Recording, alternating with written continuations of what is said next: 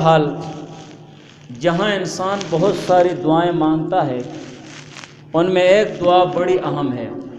ہم بہت ساری دعائیں مانگتے ہیں، بخشش کی مانگتے ہیں، دنیا کی مانگتے ہیں، آخرت کی مانگتے ہیں، اپنے لیے مانگتے ہیں، اولاد کے لیے، ماں باپ کے لیے مانگتے ہیں، لیکن ان تمام دعاؤں میں ایک دعا بہت انتہائی اہم ہے اور بہت زیادہ خصوصیت کی حامل ہے، اور اس دعا کو ہمیشہ مانگنا چاہیے، اور وہ دعا یہ ہے کہ اللہ تعالی ہمیں کامل ایمان اور اعمال صالحہ والی زندگی گزارنے کی توفیق دے اور آخری وقت میں کلمہ طیبہ نصیب فرمائے۔ تو یہ دعا بہت انتہائی ضروری ہے۔ جب انجام اچھا ہوگا تو سب کچھ اچھا ہوگا، اور اس کو خاتمہ بالخیر اور خاتمہ بالایمان کہتے ہیں۔ خاتمہ بالخیر، مومن مسلمان کی زندگی کا خاتمہ، اس کے متعلق جو اسباب قرآن اور احادیث میں آئے ہیں اور مشائخ اور بزرگان دین نے ذکر کیے ہیں، ان کا تذکرہ کریں گے، اور اسی طرح سوء خاتمہ، برا خاتمہ، اس کے اسباب بھی ہم ذکر کریں گے۔ تو یہ دعا بہت انتہائی قیمتی اور خصوصی دعا ہے کہ ہر مومن مسلمان ہر وقت، جس وقت بھی دعا مانگے، یہ دعا لازمی مانگنی چاہیے کہ کامل ایمان اور اعمال صالحہ والی زندگی گزارنے کی اللہ تعالیٰ توفیق عطا فرمائے اور آخری وقت میں کلمہ طیبہ اور کلمہ شہادت نصیب فرمائے۔ اس کو خاتمہ بالایمان اور خاتمہ بالخیر کہتے ہیں۔ ہم میں سے ہر مومن مسلمان کو بحیثیت مسلمان ہونے کے اپنی زندگی کو ایمان پر گزارنے اور زندگی کے اچھے خاتمے یعنی ایمان کامل اور اعمال صالحہ کے ساتھ اور کلمہ طیبہ پر زندگی ختم ہونے کی فکر کرے۔ ہر مومن مسلمان کو یہ فکر ہونی چاہیے، اور خصوصاً جو اعمال ایمان پر زندگی گزارنے اور اچھا خاتمہ کے ضامن ہیں، ان کو اپنی زندگی میں یقینی عملی جامہ اخلاص سے پہنائیں، تاکہ زندگی بھی ایمان کامل پر اور خاتمہ بھی ایمان کامل پر ہونا چاہیے۔ ایسے اعمال اور ایسے جو نیک اور صالح اعمال ہیں، جو اچھے خاتمے کے ضامن ہیں، ان اعمال کو اپنی زندگی میں اخلاص کے ساتھ عملی جامہ پہنانا چاہیے، ان کو چھوڑنا نہیں چاہیے، اور ان اعمال اور گناہوں اور نافرمانیوں سے اللہ تعالیٰ کے ہاں پناہ مانگنی چاہیے اور بچنے کی کوشش بھی کرنی چاہیے، جو زندگی میں ایمان چھین جانے کا ذریعہ بنتے ہیں۔ اپنی زندگی میں سلب ایمان ہو جاتا ہے، ایمان چھین لیا جاتا ہے اور برے خاتمہ کا باعث بنتے ہیں۔ ایسی نافرمانیوں سے اور ایسے گناہوں سے بچنے کی کوشش کی جائے اور اللہ تعالیٰ کے ہاں پناہ بھی مانگی جائے، اور حسن خاتمہ سے، اچھا خاتمہ اور خاتمہ بالخیر سے مرنے والے کی محض ظاہری حالت مراد نہیں ہے، کیونکہ بعض اوقات ایسا بھی ہوتا ہے کہ بڑے سے بڑا نیک شخص اور بزرگ شخص خطرناک حادثے سے دوچار ہو کر اچانک وفات پا جاتا ہے، اور کبھی کوئی بدعمل شخص بڑی آسانی اور اچھی حالت میں وفات ہوتا ہے۔ بلکہ حسن خاتمہ، اچھا خاتمہ اور خاتمہ بالخیر کا مطلب یہ ہے کہ آدمی کامل ایمان، بہتر اعمال اور رحمت خداوندی کا امیدوار ہو کر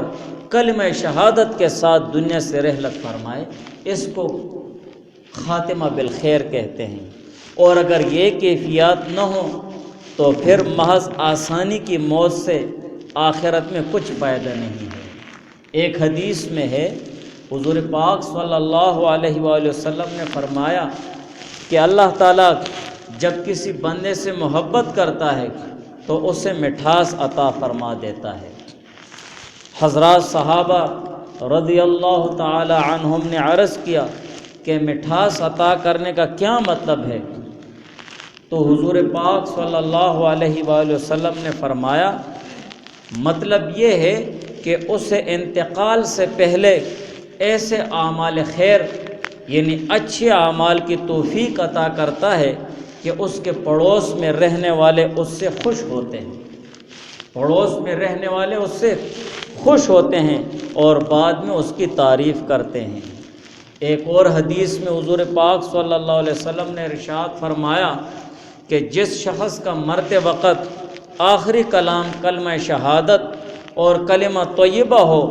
اور دل کے کامل یقین کے ساتھ ہو، وہ اسے پڑھے تو انشاءاللہ اسے جنت میں داخلہ نصیب ہوگا،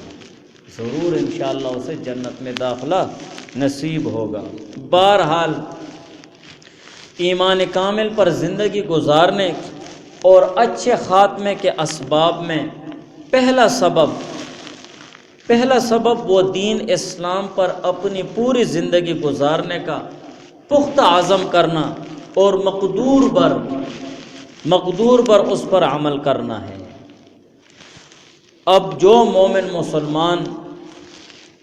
اس پہلے سبب کو ہے کہ دین اسلام پر اپنی زندگی گزارنے کا پختہ عزم کرنا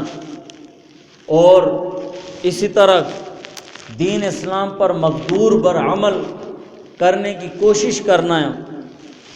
اس سبب کو اگر اخلاص سے عملی جامہ پہنا کر اپنی زندگی گزارے گا تو انشاءاللہ خاتمہ بھی دین اسلام پر اور کلمہ شہادت پڑھنے کے ساتھ ہوگا، خاتمہ بھی دین اسلام پر اور آخری وقت میں موت بھی کلمہ شہادت پر ہوگی۔ قرآن پاک میں اللہ تعالیٰ نے فرمایا وَوَصَّى بِهَا إِبْرَاهِيمُ بَنِيهِ وَيَعْقُوبُ يَا بَنِيَّ إِنَّ اللَّهَ اصْطَفَى لَكُمُ الدِّينَ فَلَا تَمُوتُنَّ إِلَّا وَأَنْتُمْ مُسْلِمُونَ۔ وَوَصَّى بِهَا اور وصیت فرمائی اسی دین اسلام کی، دین موصوف دین اسلام کی وصیت فرمائی ابراہیم علیہ السلام نے بنی اپنے بیٹوں کو، ویعقوب اور یعقوب علیہ السلام نے بھی اپنے بیٹوں کو اس کی وصیت فرمائی۔ یا بنیہ وہ وصیت یہ ہے، یا بنیہ اے میرے بیٹو، ان اللہ بے شک اللہ تعالیٰ نے اصطفیٰ لکم چن لیا ہے تمہارے لیے، چن لیا ہے تمہارے لیے الدین دین اسلام کو، فلا تموتن سو تم لوگ ہرگز مت مرنا، الا وانتم مسلمون مگر ایسی حالت میں کہ تم مسلمان ہو، ایسی حالت پر مرنا کہ تم مسلمان ہو۔ اس آیت مذکورہ میں ابراہیم علیہ السلام نے اپنی اولاد کو وصیت فرمائی اور ان سے عہد لیا کہ وہ اسلام کے سوا اور کسی حالت اور کسی ملت پر نہ مرنا، اسلام کے سوا کسی حالت پر اور کسی ملت پر نہ مرنا۔ مراد اس کی یہ ہے کہ اپنی زندگی میں اسلام اور اسلامی تعلیمات پر پختگی سے عمل کرتے رہو تاکہ اللہ تعالیٰ تمہارا خاتمہ بھی اسلام ہی پر فرما دے، کہ تمہارا آخری خاتمہ بھی اسلام ہی پر فرما دے۔ جیسے حدیث میں ہے حضور علیہ السلام نے فرمایا کما تحیون تموتون و کما تموتون تحشرون، کہ تم اپنی زندگی میں جس حالت کے پابند رہو گے اسی حالت پر تمہاری موت بھی ہوگی اور اسی حالت میں حشر میں کھڑے کیا جاؤ گے، اسی حالت میں۔ تو جو شخص اپنی پوری زندگی اسلام گزارنے، اسلامی تعلیمات کے مطابق گزارنے کا پختہ عزم رکھتا ہے اور مقدور پر اس پر عمل کرتا ہے تو اس کی موت بھی انشاءاللہ اسلام ہی پر آئے گی، موت بھی اس کی اسلام پر آئے گی۔ تو گویا ایک اصول بن گیا ہے، جس کی زندگی محمود اس کی موت بھی محمود، جس کی زندگی نیک ہو، زندگی اسلامی تعلیمات کے مطابق ہو اور حضور علیہ السلام کی تعلیمات کے مطابق ہو تو اس کی موت بھی محمود ہوگی، اس کی موت بھی اچھی ہوگی، اس کی موت بھی اسلام پر ہوگی، دین پر ہوگی، اس کی موت بھی وہ کلمہ شہادت اور کلمہ طیبہ پر ہوگی۔ اور جس کی زندگی مذموم ہو، جس کی زندگی بری ہے، دین اور اسلام کے تعلیمات کے مطابق اس کی زندگی نہ ہو، حضور علیہ السلام کی تعلیمات کے مطابق اس کی زندگی نہ ہو، فسق و فجور اور گناہوں میں ڈوبی ہوئی زندگی ہو، شیطان کی تابعداری کی زندگی ہو، تو اس کی موت بھی مذموم ہوگی، موت بھی بری ہوگی، موت بھی بری ہوگی کہ مرتے وقت اسے کلمہ نصیب نہیں ہوتا ہے، کلمہ شہادت نصیب نہیں ہوتا ہے، بلکہ مرتے وقت اناش بناش مارتا ہے۔ ایسے کئی واقعات تم لوگوں نے سنے ہوں گے، سننے میں بھی آئے ہیں اور دیکھنے میں بھی آئے ہیں کہ وہ مرتے وقت اناش بناش مارتے رہتے ہیں۔ کیوں؟ ان کو دین اور دینداری سے نسبت نہیں ہوتی ہے، اللہ اور اللہ والوں کے ساتھ نسبت نہیں ہوتی ہے، حضور علیہ السلام کی تعلیمات کے ساتھ نسبت نہیں ہوتی ہے۔ اس نسبت نہ ہونے کی وجہ سے جس چیز کے ساتھ اس نے اپنی زندگی میں نسبت لگائی ہوتی ہے، اپنے زندگی کے سارے اوقات اس چیز کو دیے ہوتے ہیں اور ان کاموں میں اپنے زندگی کے سارے اوقات خرچ کرتا ہے، وہی مرتے وقت بھی وہی چیزیں اس کی زبان پر آتی ہیں، مرتے وقت اس کے زبان پر وہ چیزیں خود بخود جاری ہوتی ہیں۔ آپ لوگ دیکھتے ہیں کوئی کیلنڈر مر رہا ہوتا ہے اور کنڈکٹر مر رہا ہوتا ہے تو مرتے وقت یہیں وہ فلاں فلاں جگہ ہو، فلاں فلاں جگہ ہو، ہاں پشاور ہو، ثوابیہ ہو، مردانہ ہو، خانیوالا ہو، لاہور ہو، مرتے وقت یہ کہتا رہتا ہے، اس سے کلمہ نصیب نہیں ہوتا ہے۔ اسی طرح ایسے اور بھی لوگ ہیں جو اپنی زندگی کے سارے اوقات وہ اسی چیز میں لگا دیتا ہے، مرتے وقت بھی وہیں اس کے منہ سے نکلتے رہتے ہیں۔ اب ہم اپنی زندگی پر نظر ڈالیں اور اپنی زندگی کا جائزہ لیں کہ ہماری زندگی کیسی گزر رہی ہے، نیک لوگوں کی طرح زندگی گزر رہی ہے یا برے لوگوں کی طرح ہم زندگی گزار رہے ہیں، ہم اپنے زیادہ تر اوقات کس چیز میں لگا رہے ہیں، اللہ اور اللہ کے رسول کے اطاعت میں لگا رہے ہیں یا شیطان کی تابعداری میں لگا رہے ہیں؟ ہم اپنے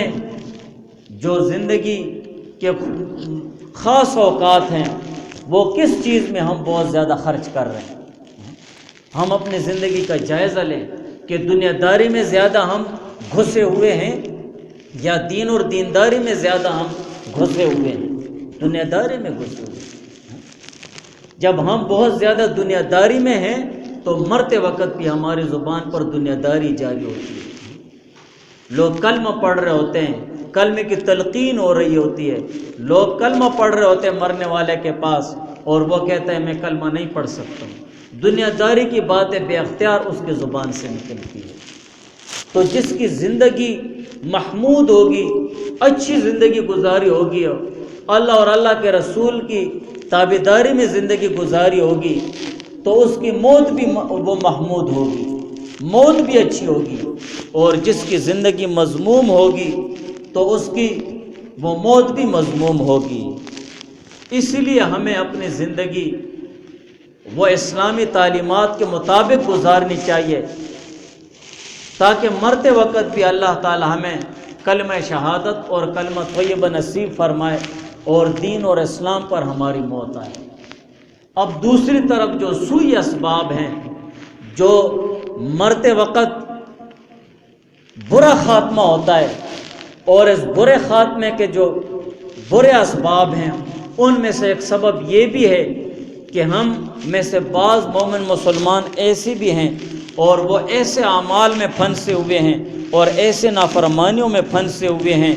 کہ وہ بس اوقات اپنی زندگی میں ایمان سے ہاتھ دھو بیٹھتے ہیں اور دین اسلام کو خیر آباد کہہ دیتے ہیں اور مرتے وقت بھی کلمہ طیبہ نصیب نہیں ہوتا۔ ایسے شخص کا خاتمہ تو ہوتا ہی ہے برا، لیکن اپنی زندگی میں بھی ایمان سے ہاتھ دھو بیٹھتا ہے۔ جیسے بعض لوگ ایسے بھی ہوں گے، پہلا سبب یہ ہو گیا کہ احکام شریعت کو بوجھ سمجھنا، دین اسلام کو بوجھ سمجھنا، طبیعت پر دین اسلام کو بوجھ سمجھنا اور احکام شریعت کو بوجھ سمجھنا، اور احکام شریعت ایسے احکام شریعت کو جو وہ بوجھ سمجھ رہا ہے ان کو ناقابل عمل سمجھتا ہو کہ ان پر عمل کرنا ضروری نہیں ہے، ان پر عمل کرنا ضروری نہیں ہے، ایسا شخص اگر اس کی ساری زندگی ایسی ہوتی ہے، وہ اپنی زندگی میں بس اوقات ایمان سے ہاتھ دھو بیٹھتا ہے کہ اسلام کی ضرورت نہیں، پھر آخر میں کہہ دیتا ہے، وہ بھی اس پر بوجھ بن جاتا ہے، اور مرنا تو اس کا ہوتا ہی پھر برا۔ جیسے آپ دیکھتے ہیں شریعت کے احکامات میں سے ایک حکم پردے کا حکم ہے۔ اب ہماری مائیں بہنیں وہ پردے کو بوجھ سمجھنے لگ جائیں کہ یہ کیا ہے، کون اتنا بھاری وہ چادر اٹھا کر گھومے گا پھرے گا، مجھے بوجھ، میرا دم گھٹتا ہے، یہ ہوتا ہے۔ یہ شریعت کے احکامات کو بوجھ سمجھنا ہے۔ اسی طرح دوسرے احکامات کو لے لو،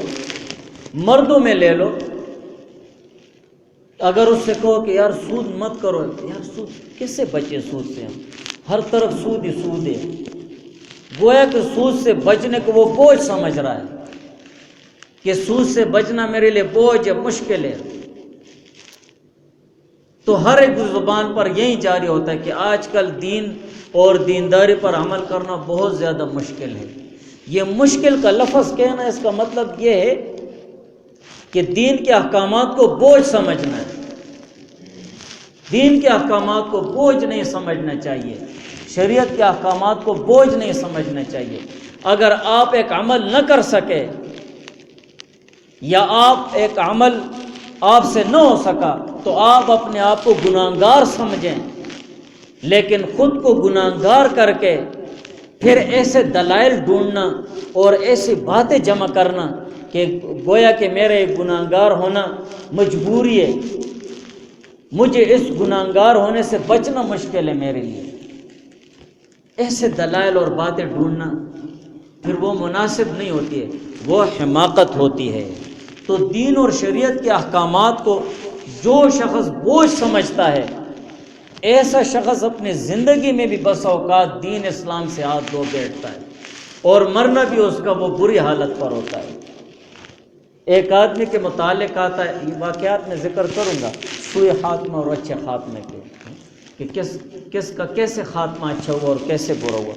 ایک آدمی کو موت کے وقت کلمہ پڑھنے کی تلقین کی گئی، اور تلقین کا طریقہ یہ کہ جو ساتھ میں بیٹھ مرنے والے کی جب روح نکل رہی ہوتی ہے تو اسے یہ مت کہو کہ کلمہ پڑھو، ایسے نہ ہو کہ وہ تکلیف کی وجہ سے انکار نہ کر بیٹھے کہ میں نہیں پڑھتا ہوں، کیونکہ مرنے کی حالت بہت سخت ہوتی ہے۔ اسی وجہ سے جو ساتھ میں بیٹھے ہوتے ہیں وہ آہستہ آہستہ دھیمی آواز سے کلمہ پڑھیں، اور آہستہ آہستہ اپنی آواز کو اتنا اونچا کریں کہ اس کی کانوں کو آواز چلی جائے۔ جب آواز اس کے کانوں کو چلی جائے گی تو وہ بھی پڑھنے والوں کے ساتھ کلمہ پڑھ لے گا۔ تو جب تلقین کی جا رہی تھی اس کو کہ وہ کلمہ پڑھ لے، کلمہ شہادت، تو جواب میں اس نے کہا میں نہیں پڑھتا، میں نہیں پڑھتا۔ اور اسی دوران اس کی روح نکل گئی بغیر کلمہ پڑھے ہوئے، اور اس کے پاس قریب میں کسی عالم کو تشویش ہوئی اور تھوڑا پریشان ہوا کہ اس کا ایسا کیسا عمل، کیا عمل تھا جو اسے کلمہ پڑھنے کی تلقین کی گئی اور اس نے کلمہ نہیں پڑھا۔ یہ عالم گئے وہاں پر اس کے گھر اور اس کی گھر والی سے اصرار کیا کہ مجھے اس کی زندگی کے اعمال بتاؤ، یہ کیسی زندگی گزارتا تھا۔ اس کی بیوی نے کہا میرا شوہر بہت اچھا انسان تھا، اس کی زندگی بہت اچھی تھی اور نیک انسان تھا، ہاں لیکن اس میں ایک چیز یہ تھی کہ یہ طبیعت کا سست اور کاہل تھا، طبیعت کا سست تھا، اور وہ سستی اس میں یہ تھی کہ جب اسے غسل جنابت کی ضرورت پڑتی تھی تو یہ کہتا تھا کہ بنی اسرائیل کے دین میں تو غسل جنابت تھا ہی نہیں، دین اسلام میں یہ کہاں سے نیا حکم آ گیا ہے کہ اب غسل جنابت بھی کرنا ہوگا۔ گویا کہ غسل جنابت کو جو شریعت کا ایک حکم ہے اس نے اس کو بوجھ سمجھا، اور بوجھ سمجھنے کی وجہ سے اللہ تعالیٰ نے اسے مرتے وقت کلمہ نصیب نہیں فرمایا۔ تو دین اور اسلام اور شریعت کے احکامات کو بوجھ نہیں سمجھنا چاہیے۔ دوسرا سبب مرتے وقت اچھا خاتمہ ہو اور ایمان کے ساتھ خاتمہ ہو اور کلمہ طیبہ نصیب ہو اور کلمہ شہادت نصیب ہو، تو دوسرا سبب اس کا یہ ہے کہ جو دین اللہ تعالیٰ نے ہمیں دیا ہے، جو اسلام ہمیں اللہ تعالیٰ نے دیا ہے، جو ایمان ہمیں اللہ تعالیٰ نے دیا ہے، ہم اس کا اللہ تعالیٰ کے حضور میں شکر ادا کریں، رو رو کر شکر ادا کریں کہ یا اللہ تیرا شکر ہے کہ مجھے دین عطا کیا، ان الدین عند اللہ الاسلام، اسلام عطا کیا ہے اور ایمان عطا کیا ہے۔ اگر میں کسی غیر مسلم کے گھر میں پیدا ہوتا تو کیا کر سکتا تھا؟ کسی کا کیا بگاڑ لیتا؟ یہودی کے گھر میں ہوتے، نصرانی کے گھر میں ہوتے، ہندو کے گھر میں ہوتے، کسی کے گھر میں بھی، تو ہم کسی کا کیا بگاڑ لیتے؟ اللہ تعالیٰ نے ہمیں یہ دین اسلام دیا ہے، اللہ تعالیٰ نے ایمان دیا ہے، اس پر ہم اللہ تعالیٰ کے حضور میں شکر ادا کریں۔ یا اللہ تیرا شکر ہے کہ تو نے مجھے دین اسلام عطا کیا اور ایمان عطا کیا ہے، اتنی بہت بڑی عظیم الشان نعمت عطا کی ہے، اور اس پر اللہ تعالیٰ کا شکر ادا کریں۔ اور جتنا ہم شکر ادا کریں گے اتنے ہی اللہ تعالیٰ ہمارے لیے نعمتیں بڑھائیں گے، اتنے دین اسلام کی عظمت دل میں آئے گی، اتنے دین اسلام پر عمل کرنا بھی آسان ہوگا، اور اتنے جو دل میں ایمان ہے وہ مضبوط ہوتا جائے گا، وہ مضبوط ہوتا جائے گا، اور بھی اللہ تعالیٰ پر یقین اور بھروسہ، حضور علیہ السلام کی تعلیمات پر زندگی گزارنے میں جو کامیابی ہے اس پر یقین اور بھروسہ وہ مضبوط ہوتا جائے گا دل میں، جتنا ہم دین اسلام اور ایمان پر شکر کرتے رہیں گے۔ اسی لیے قرآن میں اللہ تعالیٰ نے فرمایا لئن شکرتم لازیدنکم، جتنا تم شکر کرو گے میری نعمتوں کا اتنی میں بڑھاؤں گا، اللہ تعالیٰ نے فرمایا۔ وہ ایک بزرگ تھا، اس کے بارے میں آتا ہے کہ اس پر اللہ تعالیٰ نے بہت زیادہ نعمتوں کی بارش فرما دی، اسے نعمتوں پہ نعمتیں مل رہی تھی، اور وہ یہی کہ وہ دل میں ڈر گیا اور رونے لگا کہ مجھے دنیا میں نعمتیں نہیں چاہیے، ایسے نہ ہو کہ آخرت میں یہ نہ کہہ دیا جائے اذھبتم طیباتکم فی حیاتکم الدنیا واستمتعتم بہا، کہ تم اپنی زندگی میں، کہ قیامت کے دن مجھے یہ نہ کہا جائے کہ تم نے اپنی زندگی میں اپنے مزے ختم کیے ہیں، اپنے مزے اور چرچے زندگی میں، دنیاوی زندگی میں ختم کیے ہیں، واستمتعتم بہا، اور تم نے پورا فائدہ اس سے اٹھایا، یہاں تمہیں کچھ بھی نہیں ملے گا۔ وہ اس ڈر سے رویا کرتا تھا کہ مجھے دنیا میں نعمتیں نہیں چاہیے، مجھے دنیا میں مزے اور چرچے نہیں چاہیے، مجھے آخرت میں چاہیے۔ اسی رونے دھونے کے دوران اس کے دل پہ ایک عجیب کیفیت آئی، اور یہ کہنے لگا اللہ تعالیٰ کے حضور میں، یا اللہ میں بار بار آپ سے یہ کہتا ہوں کہ میرے مولا مجھے مزید نعمتیں مت عطا کرو، مجھے اور نعمتیں مت عطا کرو۔ تو اللہ تعالیٰ نے اس کے دل میں الہام کیا اور یہ فرمایا اللہ تعالیٰ نے کہ اے میرے پیارے، میرے ہاں یہ دستور ہے، میرے ہاں یہ دستور ہے، اللہ تعالیٰ نے فرمایا کہ جتنی میری دی ہوئی نعمتوں کا شکر ادا کرتے رہو گے اتنی میں نعمتیں بڑھاتا رہوں گا، نعمتیں بڑھاتا رہوں گا۔ یہ اللہ تعالیٰ کے ہاں دستور ہے، اتنی تمہیں نعمتیں ملتی رہیں گی، اور جب تک تم میری نعمتوں پر شکر کرنا بند نہیں کرو گے اس وقت تک میری طرف سے تمہیں نعمتیں عطا ہونا بند نہیں ہوگی۔ تو اس لیے ہمیں چاہیے کہ یہ جو دوسرا سبب ہے اپنا خاتمہ ایمان کے ساتھ ہو، اور کلمہ شہادت اور کلمہ طیبہ پر ہمیں موت آ جائے اور کلمہ پڑھنا ہمارے لیے آسان ہو جائے، تو ہمیں اپنی زندگی میں دین اور اسلام اور ایمان پر شکر ادا کرنا چاہیے اللہ تعالیٰ کے حضور میں۔ دعا کرو اللہ تعالیٰ ہمیں توفیق عطا فرمائے۔ دوسرے اسباب انشاءاللہ پھر ذکر کریں گے۔ سبحانک اللہم